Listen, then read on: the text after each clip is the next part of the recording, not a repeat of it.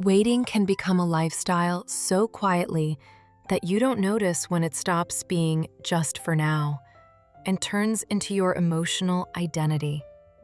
Waiting for the text, waiting for clarity, waiting for the apology, waiting for the moment they finally choose you in a way that feels clean instead of confusing. And because you're still functioning, still working, still showing up, waiting can look like patience from the outside. But inside, it feels like suspension, like your heart is paused, like your life is pending, like you can't fully move forward because part of you is always listening for them. This habit is hard to break because it isn't only about them. It's about what your nervous system learned. If I wait long enough, love will arrive. If I stay soft enough, they won't leave. If I don't ask for too much, they'll come closer. So you become the person who makes room for people who choose comfort over you. You become understanding. You become easy. You become the one who can handle crumbs without complaining.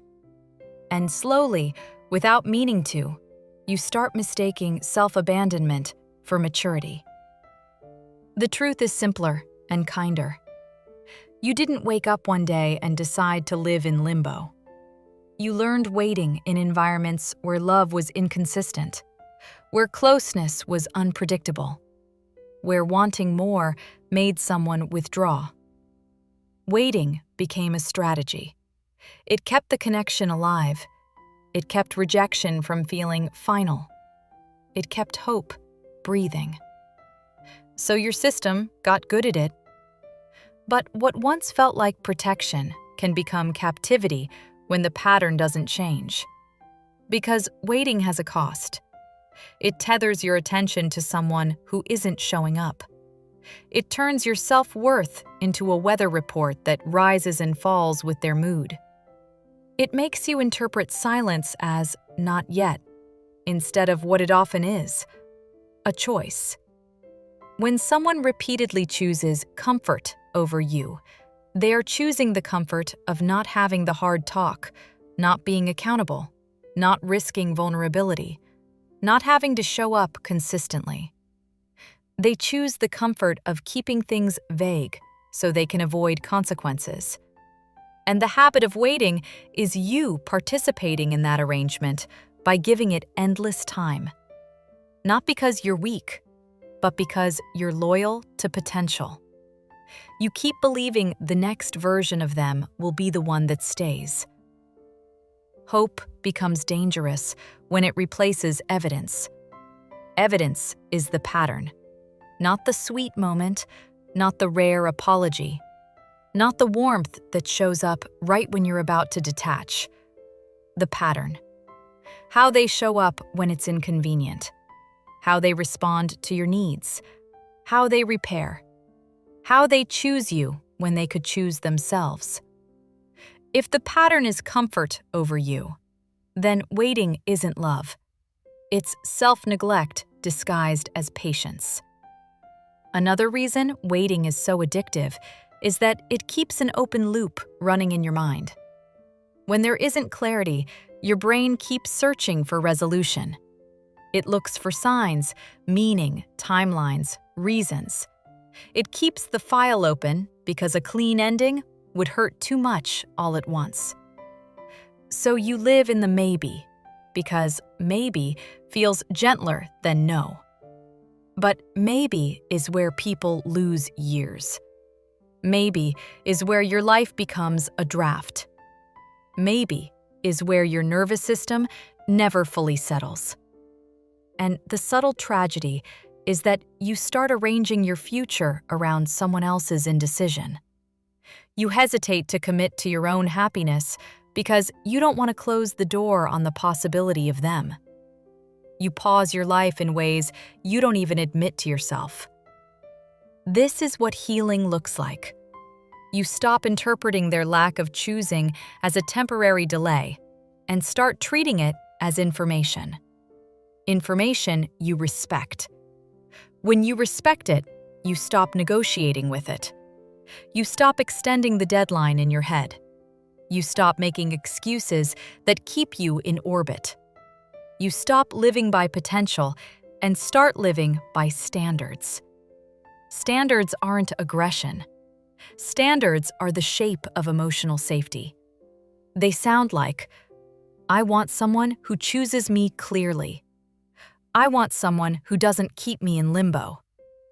I want someone who can be emotionally brave, not just emotionally comfortable.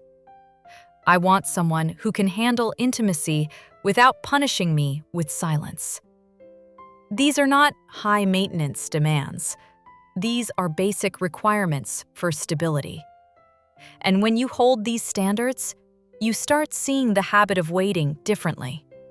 You realize how often you've been the one carrying the uncertainty, how often you've been understanding at the cost of your dignity, how often you've been making your needs smaller so someone else can stay comfortable. And instead of shaming yourself for it, you let it turn into clarity, because shame keeps you waiting. Shame whispers, maybe I don't deserve more. Maybe I should be grateful. Maybe I'm asking too much. Clarity says, I can love deeply and still require reciprocity. I can be soft and still refuse limbo. I can miss someone and still choose myself. Here's the part people don't say out loud. Some people rely on your waiting. They rely on you not forcing reality. They rely on your patience to avoid consequences. So when you stop waiting, the dynamic shifts.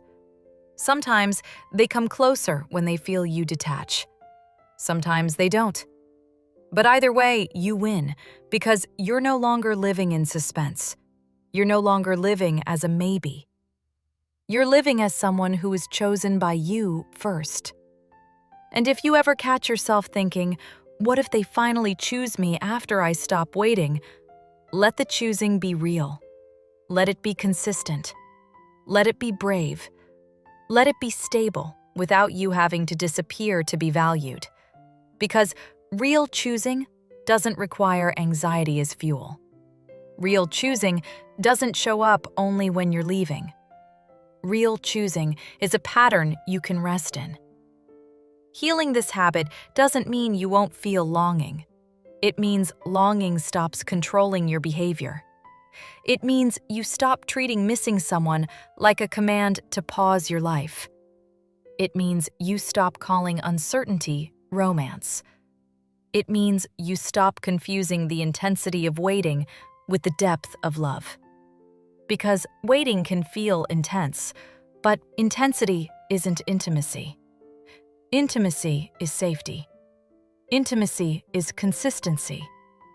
Intimacy is being met. And you deserve a life where your heart isn't always on standby. So if you've been trapped in waiting, be gentle with yourself. It was a strategy you learned. It helped you survive uncertainty. But you don't have to live there forever. You can care and still choose your dignity. You can love and still refuse to be deprioritized. You can be tender and still be done with people who choose comfort over you. Because your life is not meant to be a waiting room. Your heart is not meant to be kept on pause. You get to step out of the maybe and into a standard that protects your peace, mutuality, clarity, and emotional bravery. Welcome to Attachment Alchemy Lab. You're safe here.